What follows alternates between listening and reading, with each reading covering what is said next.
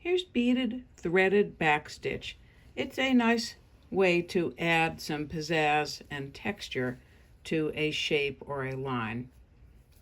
So I'm going to show it on a curved line, but keep in mind that if you're doing a shape such as a leaf or a circle, you want the threading stitches to link up again without having a funny gap or an overlap.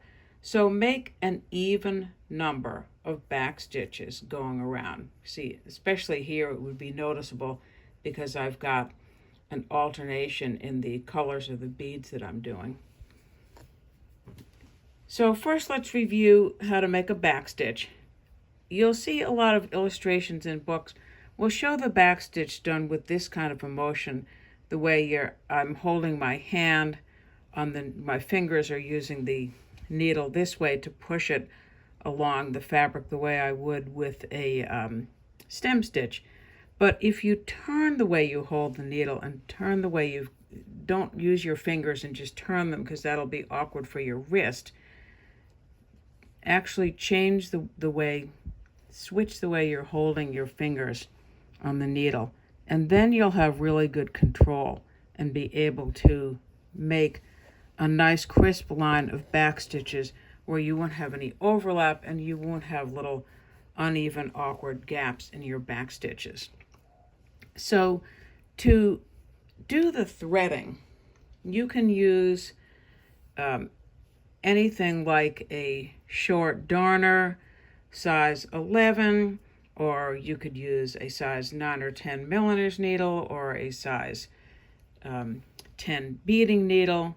That's really just to do if you're going to do the threading and you want to be able to put a bead on it. If you're going to put a bead on, test and see whether the needle and thread will fit through the hole in the bead. And I like to have two separate trays if I'm working with two colors of beads because it's just a lot easier to keep track of where you're going.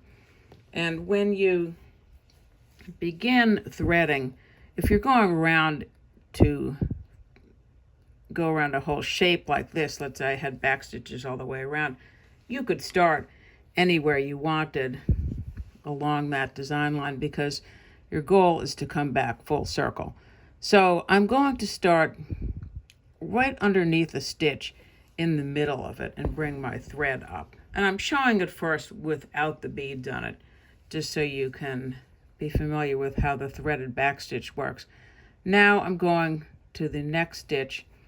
I'm going this direction, not catching any of the background, but just going underneath the thread. Now I'm coming back in the other direction. And you can make these loose or you can make these tight if you're using this as something decorative where you're just doing the threaded back stitch. And you can see that's already going to make a pretty effect.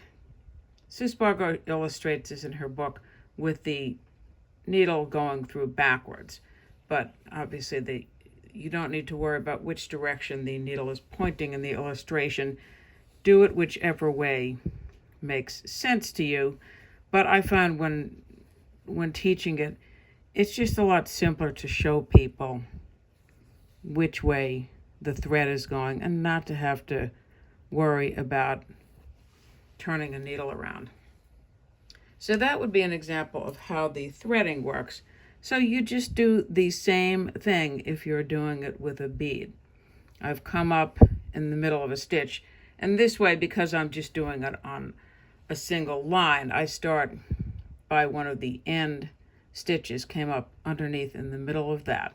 Now here, instead of going underneath there, I'm going to decide, all right, I've got two colors of beads, so I'm going to go to my tray and pick up one of my little kind of coppery colored beads on my needle and just go under there just the way I would if there had not been a bead on it. I think everybody knows what's coming next.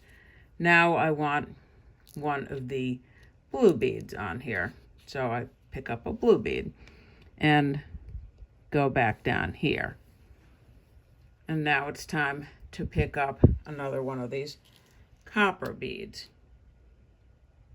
I like doing things like this because I find it very relaxing, because once you've set the pattern, you really can't go wrong. You've got the copper ones on the inside, you've got the blue ones on the outside.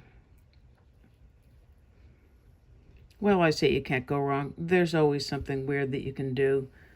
We get so easily distracted.